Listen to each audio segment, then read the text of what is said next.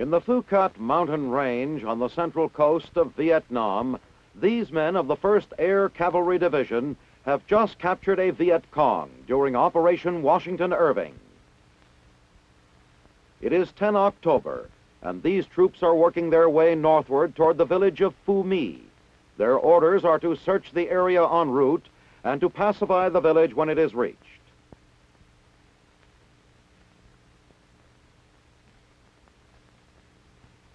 Here in the coastal mountain range, 40 kilometers northeast of An Khe, a cooling stream offers an opportunity to refill their canteens.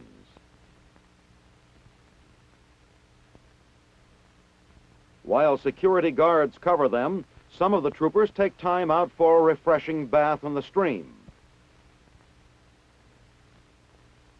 Then the move up begins again. The operation, now in its second phase, has been going on since early in September. During that time, the Sky Troopers have killed more than 400 Viet Cong and captured tons of rice, medical supplies, weapons, and ammunition. Now, another hamlet lies just ahead, and the approach is made with caution. The same familiar pattern, a nameless collection of huts somewhere in the jungle, and the job is to search and probe, ferreting out an enemy who may be hidden in any hut, cellar, tunnel, or bunker. When a camouflaged bunker is discovered in the woods nearby, a hand grenade is tossed into the dark opening. Leaving the deserted group of huts behind, the men press on toward the village of Phu My. The sweep northward takes the troopers across well-tended rice fields.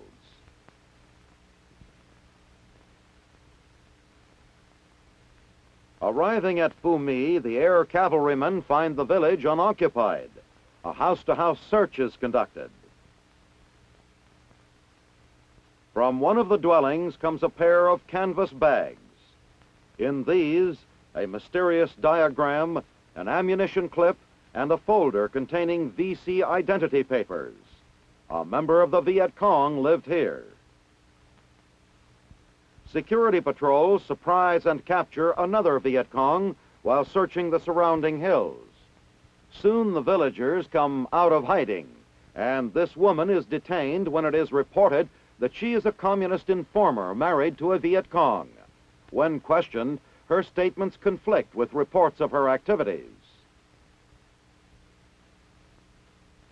To determine the truth about this innocent-looking mother with 2 children, she is escorted to another part of the village, where a command post has been established in one of the buildings.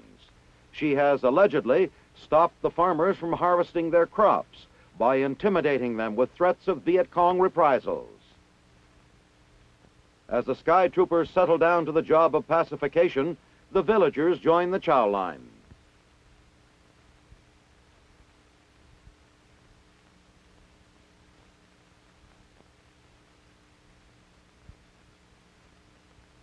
As a Marine unit moves out to support fighting near the DMZ, an artillery battery from the 173rd Airborne Brigade takes over at an emplacement 5 kilometers north of Da Nang. The men and their guns were flown in by C-130 from Bien Hoa on the preceding day and made the last leg of the journey by convoy. A collimator is set up as the job of readying the 105mm howitzers for action begins. Working quickly and efficiently, the men check out their weapons thoroughly. All moving parts are cleaned and oiled. Mud and dirt are scrubbed from the recoil spring and frame. Behind a wall of sandbags, the battery sets up its fire direction control center. It is ready and waiting when the first call for support comes in. Grid coordinates are taken and deflection and quadrant computed.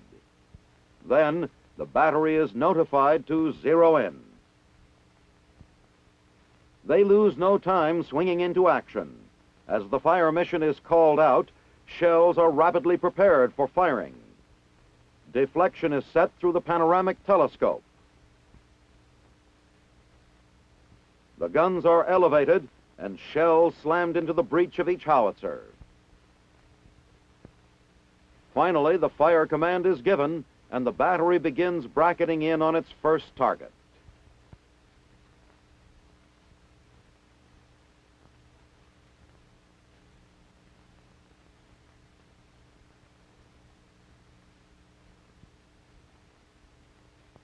It is 11 October, and members of the Joint Army-Air Force Task Force Eagle are being flown 25 kilometers northeast of Phan Rang for a mission: investigate the cause of an air crash.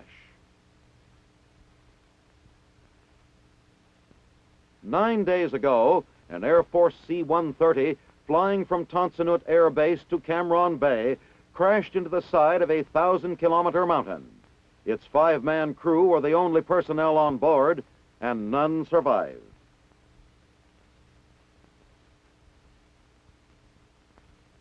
Now the Joint Task Force lands on an LZ 400 meters below the mountain's top. And a wearying climb begins.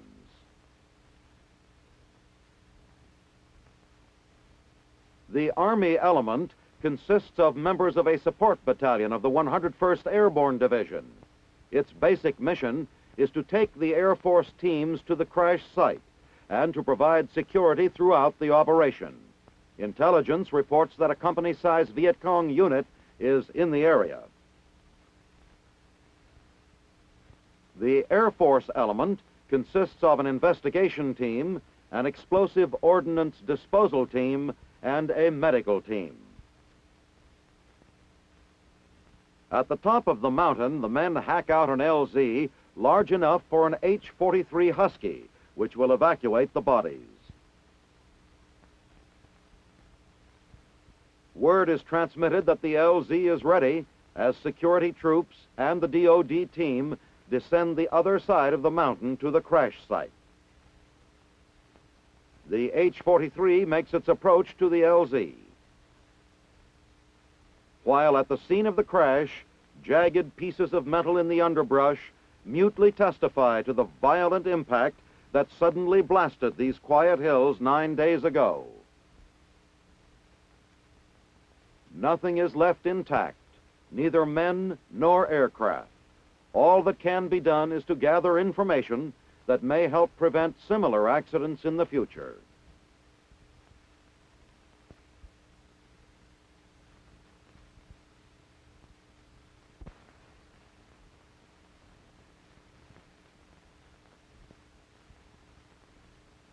U.S. Defense Secretary Robert S. Mcnamara arrives at Da Nang Airfield following 2 days of top-secret briefings and a meeting with Vietnamese government officials on October 10 and 11 in Saigon.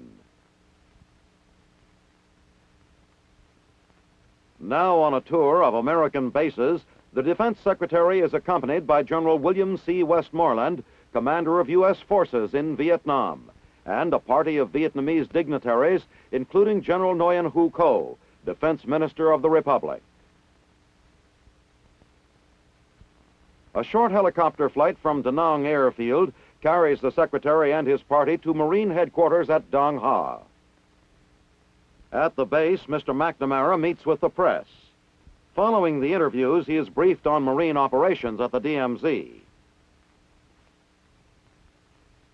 The fact-finding continues as the Secretary is taken to the helipad for a flight over the DMZ. Aboard a CH-47 Chinook helicopter, the official party observes the results of U.S. airstrikes in the demilitarized zone. In recent weeks, this buffer zone, separating North and South Vietnam, has become a major battlefield, as enemy troops have violated the DMZ by using it as a staging area and as a route of infiltration to the south.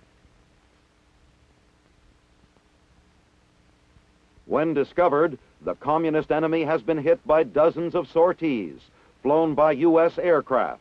On the ground, American Marines have defended the corridor and hurled the invaders back in Operation Prairie. The U.S. Army 25th Infantry Division headquarters at Cu Chi is also visited by the Secretary of Defense. This base, located 32 kilometers northwest of Saigon, was a barren, brush-covered plain less than a year ago.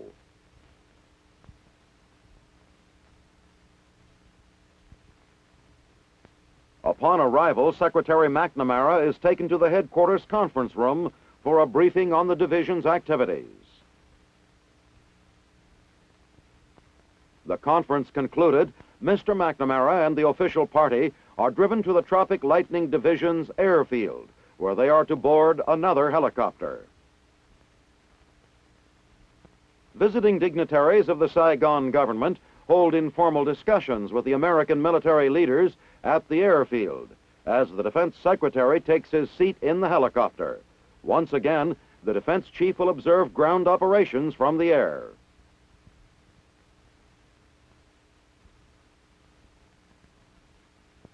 Throughout his flying visit to the various U.S. units in Vietnam, Mr. Mcnamara was updated on the tactical situation.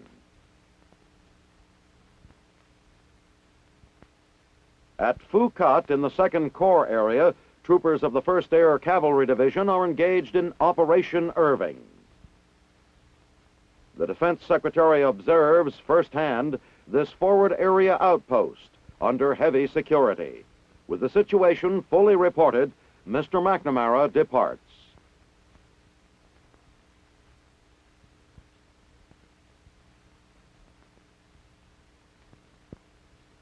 The 1st Logistical Command is responsible for supplying fresh fruit and vegetables to U.S. troops in Vietnam. The food is purchased by bid from local farmers in the Dalat area. This method of procurement stabilizes the local economy and helps the people to support themselves. Aside from bringing many new fields under cultivation, new industries such as the construction of wooden produce crates have been developed. Crated produce is trucked to the railhead at Dalat, where it will be shipped by priority, first to hospitals, then combat troops, and finally support troops. Members of the Inventory Control Center check the shipment for quality and weight.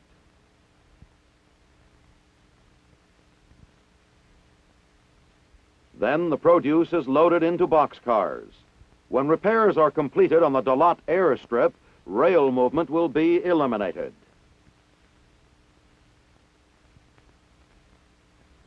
At Phan Rang, the shipment is opened and loaded onto a truck for the short trip to the airfield. The 1st Logistical Command is now in the process of expanding its operation to include purchasing in the Saigon and later the Delta areas of Vietnam. Purchases are also being made in Japan, Taiwan, the Philippines, and the United States.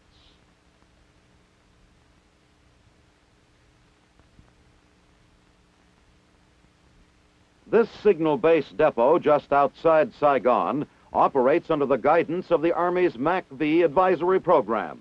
Here, such items as radio teletypes, photo equipment, switchboards, field phones, transmitters, and generators are rebuilt for further use by armed forces on duty in Vietnam. They are stacked according to type as they await repair. U.S. Advisor Sergeant Alphonsa Hildreth examines a broken piece of equipment. Each unit is completely disassembled and cleaned. The actual salvage operation then begins with an adjustment of the mechanical controls. Wherever needed, new parts are installed. These are electrically aligned to their proper settings.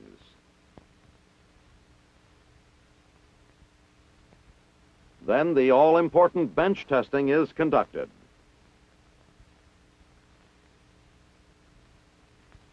In another area, the cases are sanded down to bare metal.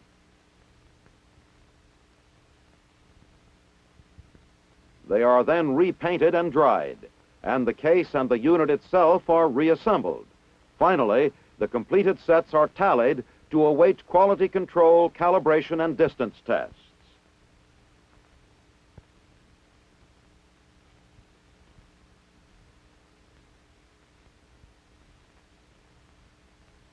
At the 70th Medical Base Depot, Saigon, American Army advisor, Chief Warrant Officer Francis A. Boisvert, discusses the replacement of a piece of equipment with a Vietnamese medical repairman.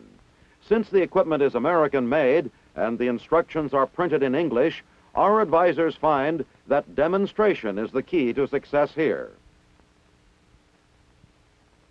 Staff Sergeant Lawrence T. Giraud looks in to see how the work is going. The Vietnamese language has few words for modern technology.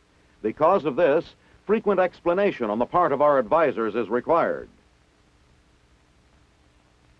The repaired medical and dental equipment is then crated and stored in warehouses for shipment from the depot to points throughout Vietnam.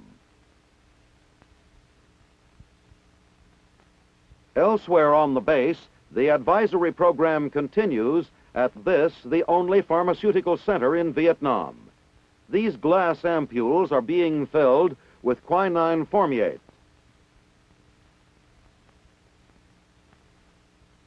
Flames heat the tips, and the ampules are sealed. Last year, nearly 1.5 million ampules of drugs were manufactured and distributed from here. Afterwards, they are labeled and inspected. Then individually packed for shipment. This chalk-like substance will soon reappear in the more familiar shape of a pill. Pills to fit every need are turned out at the rate of 800,000 a month. Solutions and ointments are mixed in vats, such as these. Major John Huncharek, senior advisor, goes over the production figures with his Vietnamese counterpart.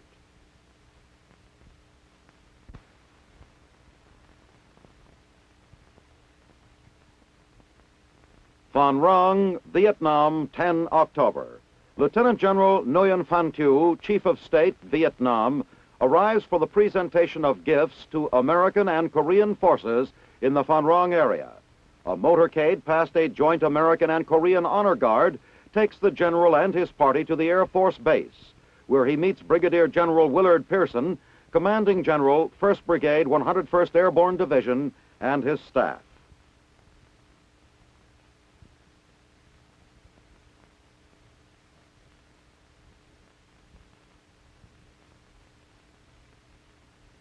General Phan Thu delivers a short speech of appreciation from the leaders and the people of Vietnam to the American and Korean forces.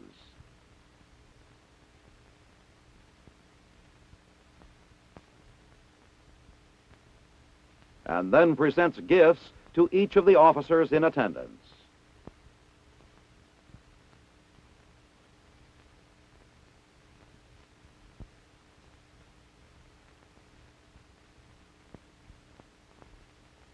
The presentation is followed by refreshments and a brief period of socializing.